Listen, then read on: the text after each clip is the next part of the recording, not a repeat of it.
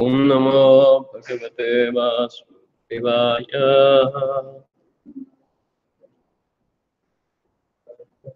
Om Namo Bhagavate Vasudevaya.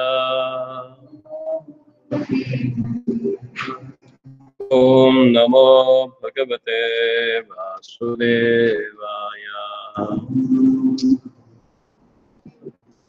Narayanam namaskrityam naram jaiva narottamam devim saraswatim vyasam tato jayati Ashtabrayeshu Bhatreshu Nityam Bhagavata Sevaya Bhagavati Uttama Shloke Bhaktir Bhavati Naishtike Krishnaya Vasudevaya Devaki Nandanaya Cha Nandagopakumaraya Govindaya Namo Namaha Namo Nalina Nitraya Venuvadya Vinodine Radha Adar Sudapana Shaline Vamani Mahabhava Swarupasvam Krishna Priya Variyasi Prema Bhakti Prade Devi Radhika Tvam Namostute.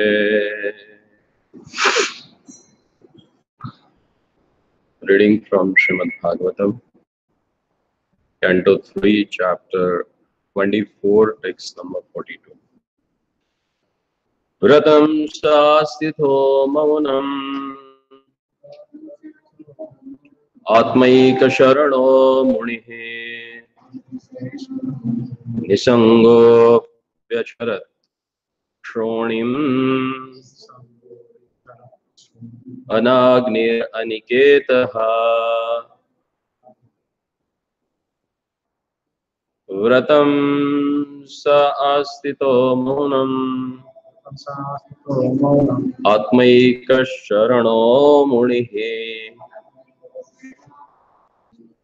Nisango Vyacharat Shronim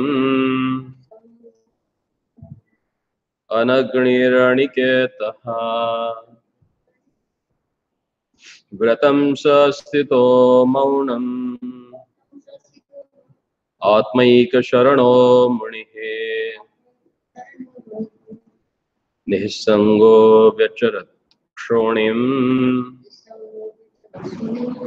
Anagnir Aniketa Naha.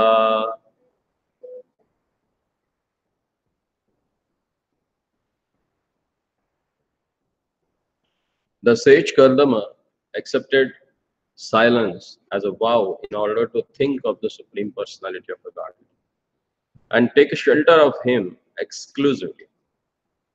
Without association, he traveled over the surface of the globe as a sannyasi, devoid of any relationship with the fire or altar. Here the words Anaganir Aniketa are very significant.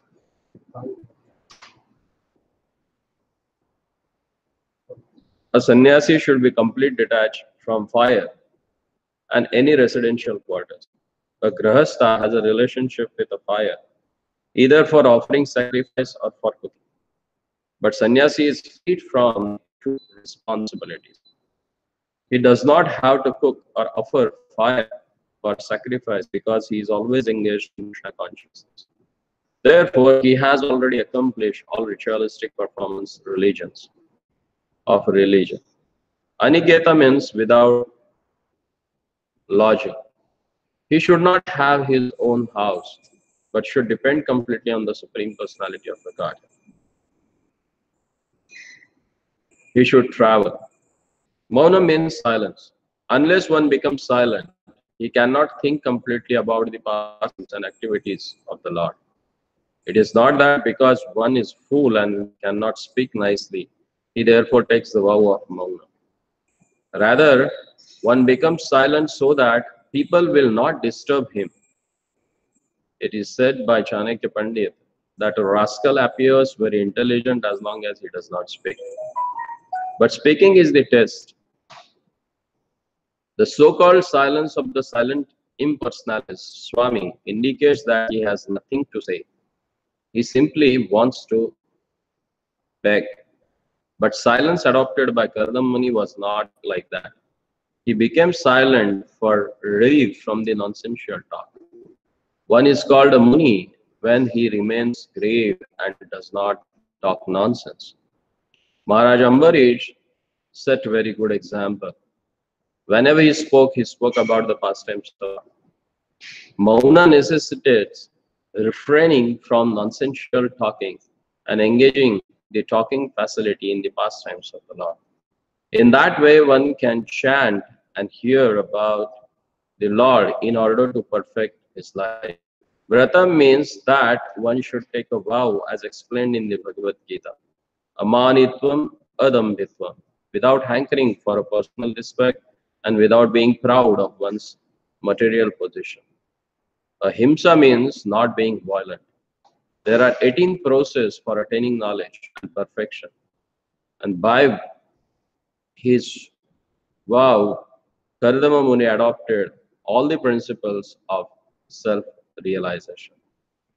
Om Ajnana-timirandhasya Gyananjana-shalakaya Chakshurunmilitam Yena Tasmai Shri Gurave Namaha Sri Chaitanya Manobhishtam Sthapitam Yena Bhutale Swayam Rupa Kadamayyam Dadati Swapam Vandeham Shri Guruho Shri Yuta Padakamalam Shri Guruna Vaishnavancha Shri Rupam Sagrajatam Sahagana Raghunath Tam Sajam Sadvaitam Savattam Parijana Sayatam Krishna Chaitanya Devam Shri Radha Krishna Padana Sahagana Lalita Shri Vishakhanvitamsha Nama Om Vishnu Padaya Krishna Prishtaya Bhutale Srimate Bhakti Vedanta Swamin Nidinamine Namaste Saraswati Deve Gauravani Pracharine Nirvishesha Shunyavadi Paschatyadeshatarine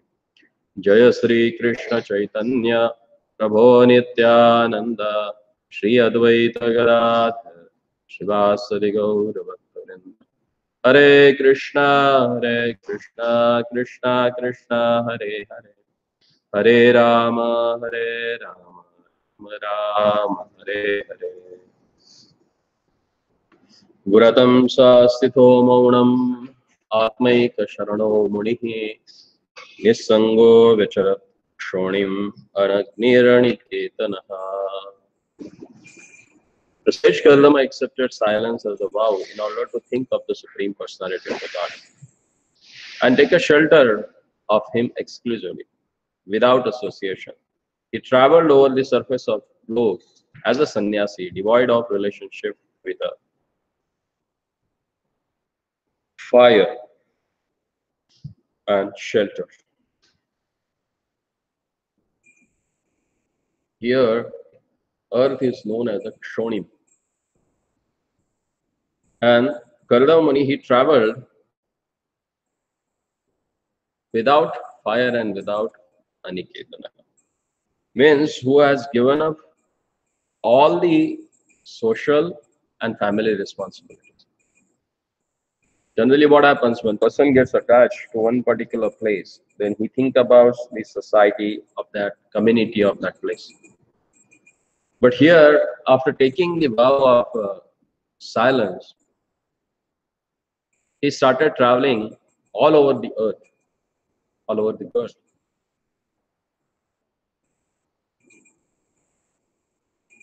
And he took an exclusive shelter at the lotus feet of the Lord.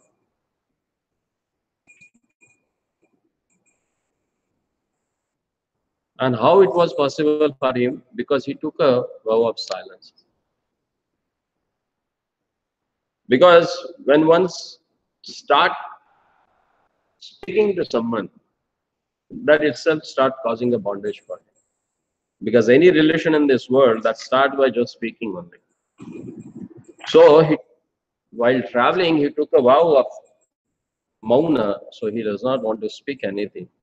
But his vow of mauna is totally different from the vow of Mayavadi sannyas. That's what Prabhupada says here.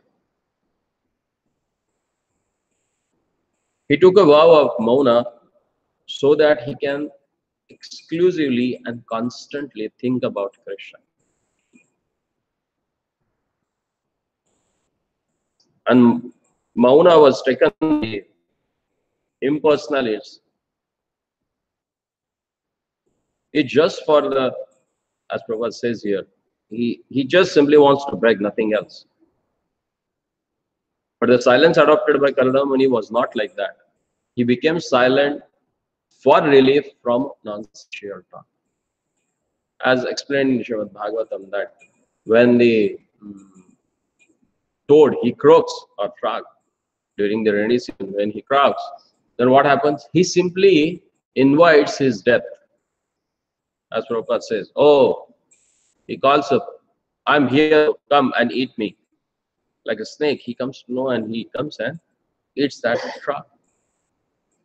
So same way, the impersonalists, Mayavadis and materialistic people, just by talking nonsensical thing, they waste their life. And they also, Prabhupada says, calling their death.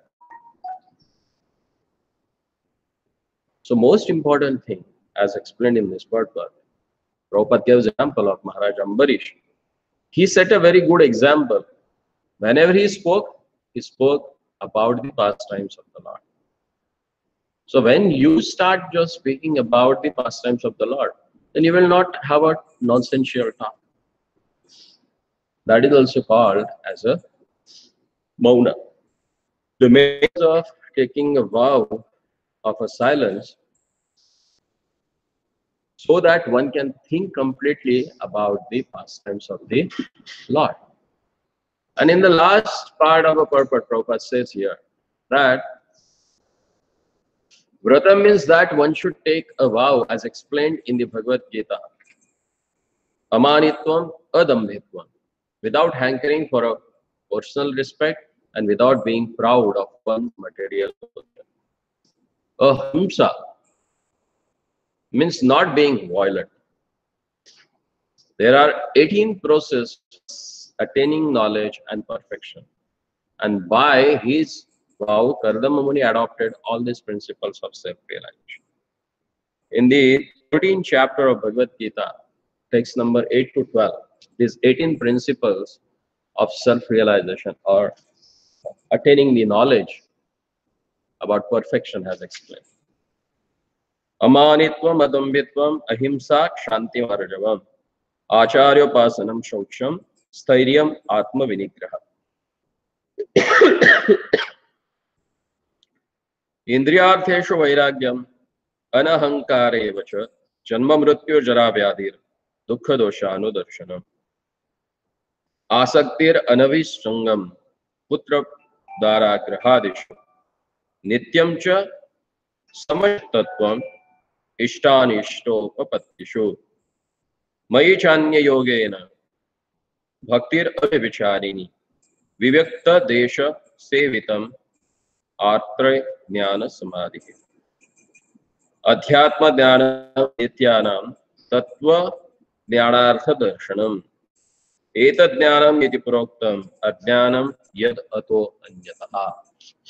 Here, Lord Krishna is speaking about what is meant by real knowledge. And this is what attained by Kardama Muni. So if you want to see actual example of this 4 verses, here the life of Kardama Muni is there. How he has imbibed all these 18 qualities to attain this perfect knowledge. The humility, because he was humble, so in isolation he went and he offered prayers to his own son, who is none other than Lord himself. Then without any pride, even though he has such a tremendous mystic powers which can mesmerize or amuse anyone in this world, but he never had a proud of that. He was not puffed up. Non-violence, ahimsa. Prabhupada gives a wonderful meaning of ahimsa here. In this purport, Prabhupada says, non-violence is generally taken to mean not killing or destroying the body. But actually, non-violence means not to put others into distress. That is what ahimsa means. People in general are trapped by ignorance in the material concept of life, and they perpetually suffer material pains. So, unless one elevates people to spiritual knowledge, one is participating, one is practicing violence. One should try his best to distribute real knowledge to the people so that they may become enlightened and leave this material entanglement, that is non-violence. Ahimsa means caring for others, Krishna consciousness. Very nicely Prabhupada has explained here. People in general are trapped by ignorance in the material concept of life, and they perpetually suffer material pains. So unless one elevates people to the spiritual knowledge, one is participating violence. So one should try his best to distribute the real knowledge to the people so that they may become enlightened and leave this material entanglement. That is not violence. Then further it is explained that Acharyopasanam, approaching the bona fide spiritual master, Shaucham, cleanliness, Stairyam, Atma Vinigrahas, steadiness, self-control, and Indriyartheshu Vairagyam, renunciation of the objects for sense gratification, and Anahankaraha, without any pride, the perception of the evil and death, Janma Mrityu, Jara Vyadhi, Dukha Doshanu, Darshanam.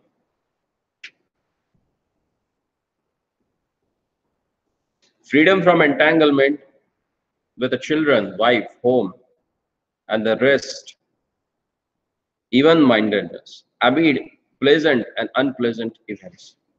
Constant and unalloyed devotion to Lord, Avyabhisharini. Aspiring to live in a solitary place. That's what it is. Vivikta Desha Sevitva. And that's what Kardama Muni has taken, that he wants to travel. Arthrit Jana Samasata. Then detachment from the general mass of people, accepting the importance of self-realization, adhyatma jnana nityatvam, tattva jnana artha darshanam, and philosophical search for absolute truth. Here it is not mentioned research, it says search.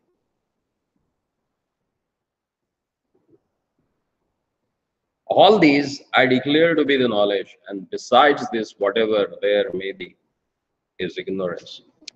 So if somebody wants to really know about what is knowledge, the Lord has explained here. If anything besides this is called as a ignorance. So what is taught in today's schools and colleges is nothing but ignorance, because it does not have anything. They never teach their students or people to become austere, not a steady mindedness, because from the beginning of the education system itself, there is a competition. There is a competition to take an admission even. They have this so many sorts of different tests, interviews they have to appear for. So the whole thing is just based on the material concept of life. And we spend almost like a 1/4 of or 1/3 of our life in cultivating this ajnana. And after cultivation of this knowledge, do we think that our mind will set for the spiritual realization? Will it help? No. It will be very difficult to understand. And that's why Bhaktivinoda Thakur, even though he himself started the material education, the English medium education in Orissa, he himself says that Jada Vidya Jata Mahara Vaibhava Jivera Banayakana. The same knowledge, Jada Vidya, because which is based on the bodily platform. Jivera Banayakana makes the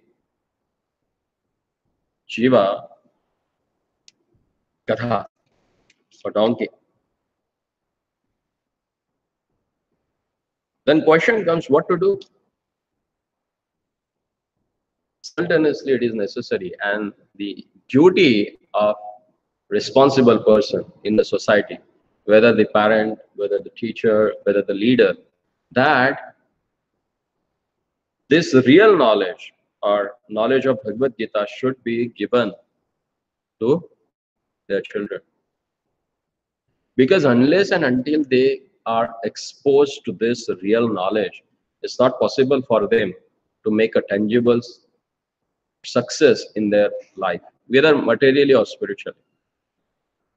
I got just recently news that in Europe, few countries, they have started Bhagavad Gita compulsory as their syllabus.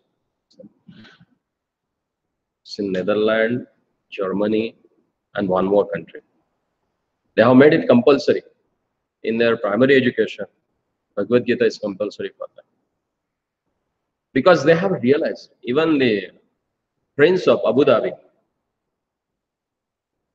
he said that it is essential to know our kids about this knowledge. Because this knowledge speaks about the real essence and perfection of life. That's why Dara Shiro, the elder brother of Aurangzeb, he first translated Bhagavad Gita in Arabic language. The person who knows the real values, or who is known as a Tattvadarshi, who knows about the absolute, or who is known as a seer, they definitely recommended that one should learn or one should study Bhagavad Gita. Because everything has explained in this. It's just, this knowledge is just not meant for the renunciates. This knowledge is meant for each and every person to make them renounce this material world and take shelter of the Lord. Because that is the goal of human life. What was that shloka?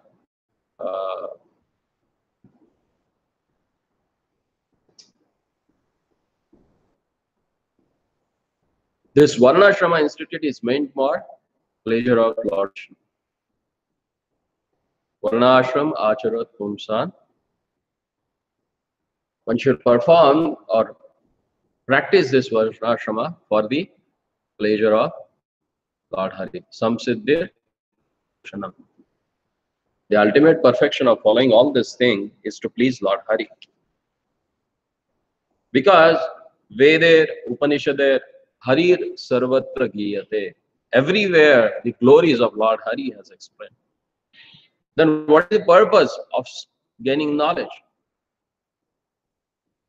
To attain a knowledge for the glorification of Supreme Personality of a Godhead.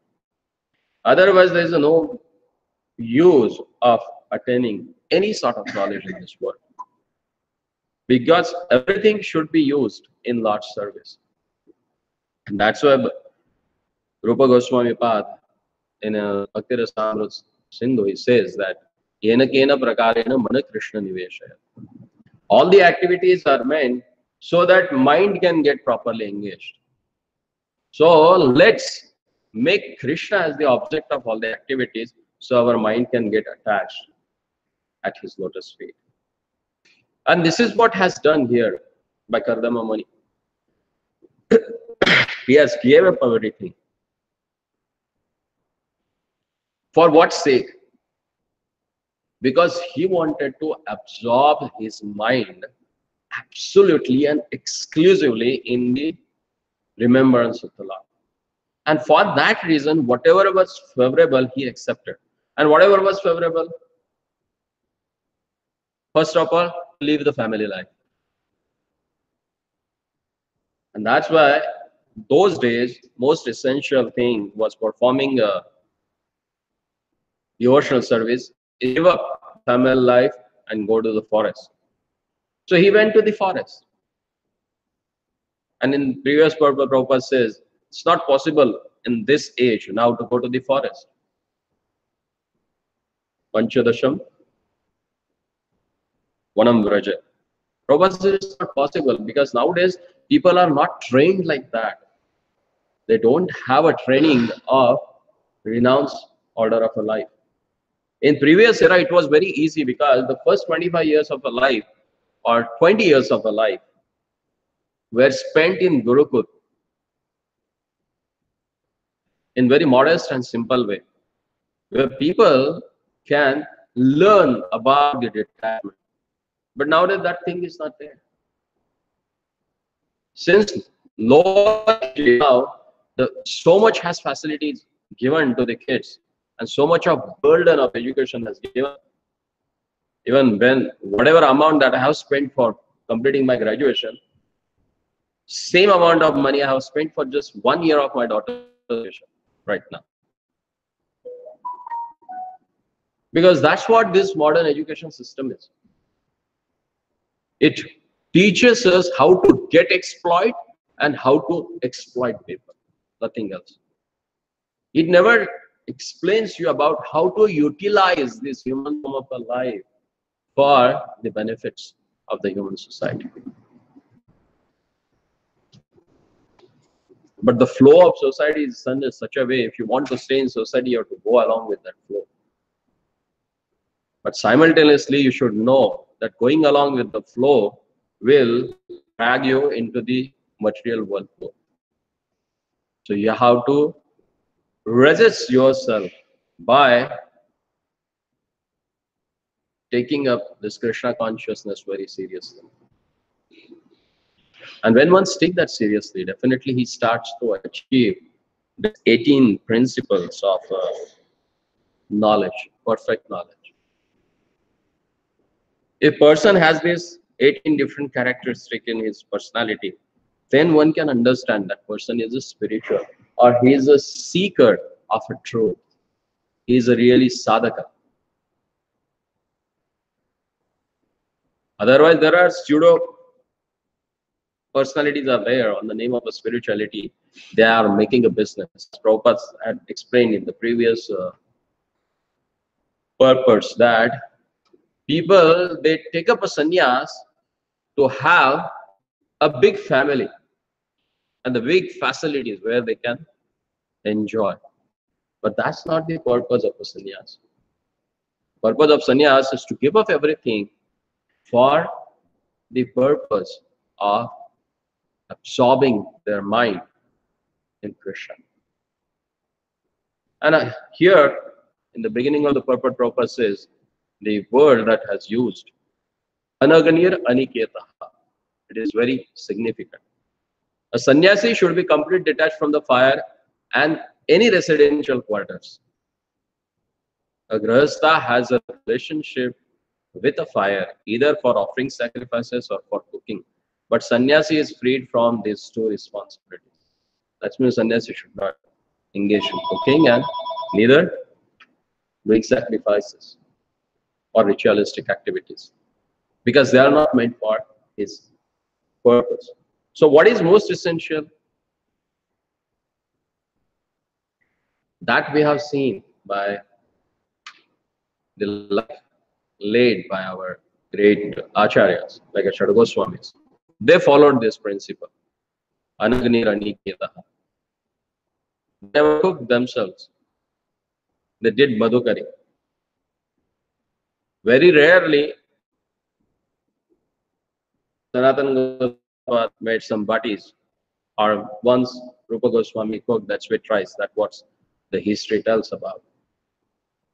But that was not for their son's gratification. Because he got a Madan Mohan and he wanted to offer something, so he was making that bhattis. Otherwise, he was just begging alms and having them. That is Anagni. And Aniketaha, they never had their own one particular place where they can take rest. They always kept moving. They used to stay at different places in Vrindavan underneath different trees because they don't wanted to develop any attachment. And the person who is really serious and sincere in that regard, he never endeavors for that. Even there is an example of a Lomas Rishi.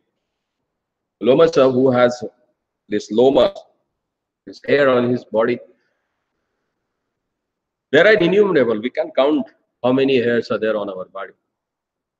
But he was blessed with the boon that when his all hairs will fall from his body, he will leave his body. Can you imagine that how many years he is going to live? So one of his disciples asked him, Guruji, why don't you have, or why we don't try to build a property for you or some cottage for you? Then what he answered for? He said, our life is so short, why should I invest in that? So that shows the peculiar quality of a Vaishnava. They don't want to waste their times. Avyartha kalatva. They does not have so much importance for this particular thing, which is called as a sense gratification. They don't care about that. And this is what's seen here in Kardamuni's life. For the self-realization or absorbing his mind in Lord's pastime, he gave up everything, whatever possible for him. And he became mendicant on the street. And this is what Lord also does to his devotees.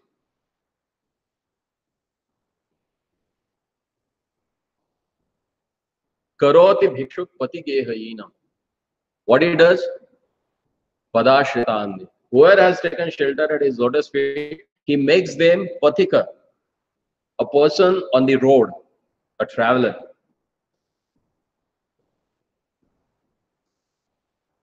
Gehahina, without any shelter.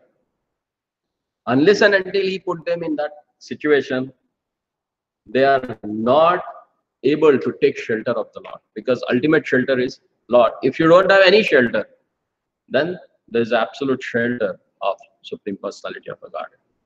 So to make his devotees fully depending upon them, Lord enacts sometimes like this. And that's the glory of the Lord. And devotee also like that, to remain a simple. They are not bothered about material facilities or opulences. And if someone says that he is devotee and he is hankering for that, then definitely there is a problem with his consciousness. And that needs to be checked if you want to make a progress in spiritual life. So here is the parameter for whether you are making progress in spiritual life or not. To check your propensities, whether you are materially getting more attached or materially you are feeling detached. As much as you become detached to the material hankerings and lamentation, definitely you are making progress in achieving the real knowledge, which is meant for the perfection of human life. Hare Krishna. So any question, any doubt, any comment regarding this is welcome. Without intelligence, how can we control the mind? Intelligence control the mind. Yes. And without knowledge, Subtle than the mind is intelligence. And intelligence means to know what is good and what is bad for us. Sada asada vivek buddhi. If you have that discriminational power or sada asada vivek buddhi, from where it comes, that comes by association. When they associate with the devotees. or association also need the knowledge. Association, you need some mercy. Sometimes you may have association, but you don't know how to take that association. So and until some Vaishnava or Lord really becomes merciful on you, you will not take advantage of association. Guru Krishna Kripadevaya Bhakti Lata Vishnu. That comes, and Lord says, Tesham Satatyukta, what's that? Dadami Buddhi Yogam Dam Tena Mam Upayanti. By seeing their endeavor, means when you start associating, because we generally won't need people who can be around us, who can correct us. We like to be with the people who can just always praise us, huh? Always praise us. But when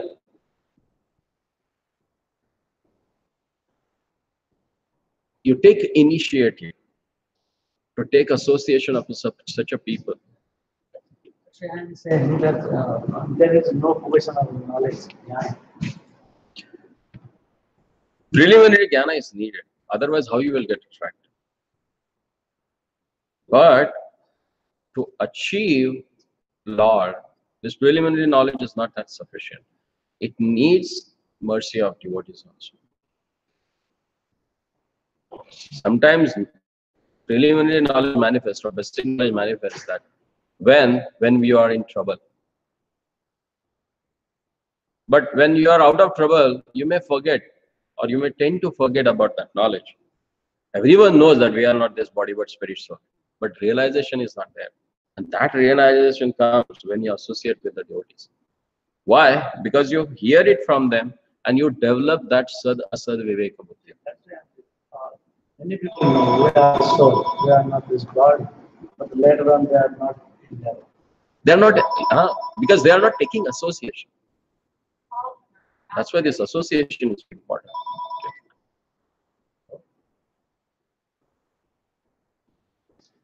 So we'll stop. Granthara Srimad Bhagavatam ki jai. Srila Prabhupada ki